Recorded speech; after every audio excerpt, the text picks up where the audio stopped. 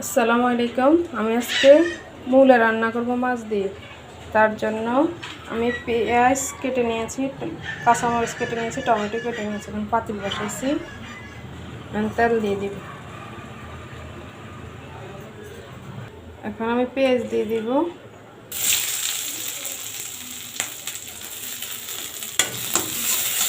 নেড়ে দিব। তারপরে রসুন বাটা দিয়ে দিব, রসুন বাটা 1 চামচ দিয়ে দিব। আবারও নাড়তে হবে।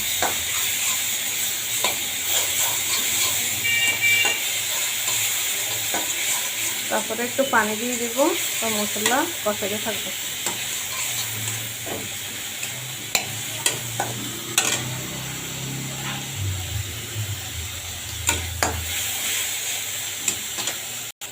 এখন আমি পানি দিয়ে দিব। এখন সব মশলা দিয়ে দিব একে একে।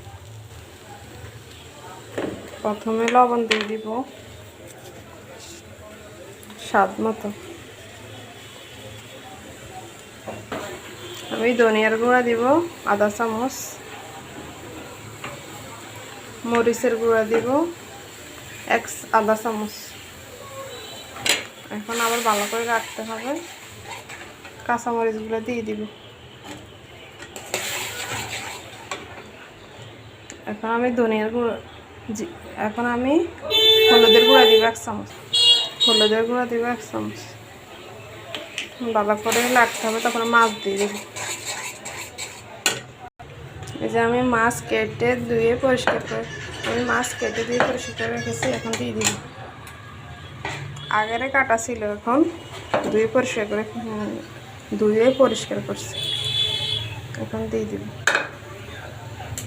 মাছটা ভালো করে কষাতে থাকবে। এখন ঢাকনা দিয়ে দিব। মাছটা কষানো থাক, আমি ঢাকনা দিয়ে দিব। এদিক দিয়ে আমি মূলা কেটে ধুয়ে পরিষ্কার করে রেখে দিয়েছি। তারপরে দিয়ে দিব মাছ কষানো হইলে। আমার মাছটা এখন আমি দেখব কষানো হয়েছে কিনা।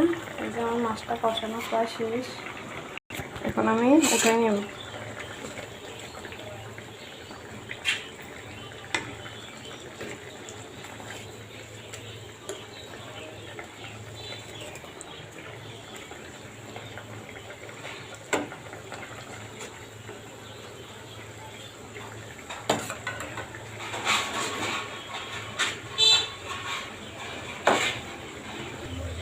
এখন আগে থেকে ধুয়ে পরিষ্কার করা এই যে মূলা দিয়ে আলু দিয়ে কেটে নিয়েছি, এগুলো দিয়ে দিব।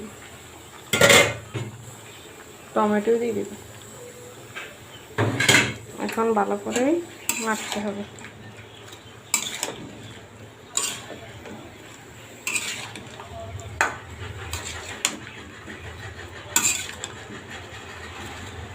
ভালো করে নাড়া হলে আমি ঢাকনা দিয়ে দিব। এবার আমি ভালো করে কষাই। তারপরে গরম পানি দিয়ে দিব। আবার ঢাকনা দিয়ে দিব যাতে তাড়াতাড়ি সিদ্ধ হয়ে যায়। মূলাটা এখন দেখব কষানো হয়েছে কিনা। এই যে আমার মূলাটা কষানো হইতেছে।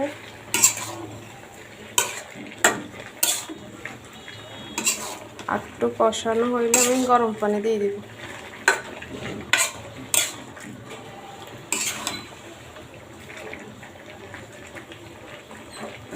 মূলাটা হইতেছে। এখন আমি একটু কষানো হইলে গরম পানি দিয়ে দিব, মাছ দিয়ে দিব।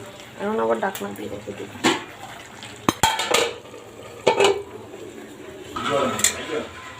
গরম পানি কষানো হয়ে গেছে। এখন আমি গরম পানি দিয়ে দিব।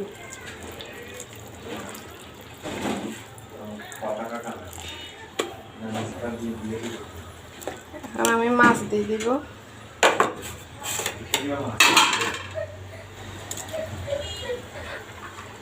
কষে রাখছি মাছটা, এখন দিয়ে দিচ্ছি।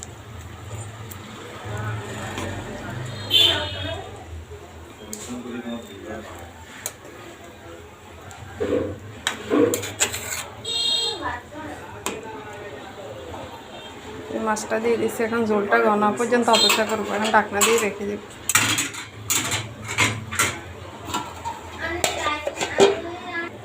আমার মূলা দিয়ে মূলা তরকারি রান্না প্রায় হয়ে গেছে।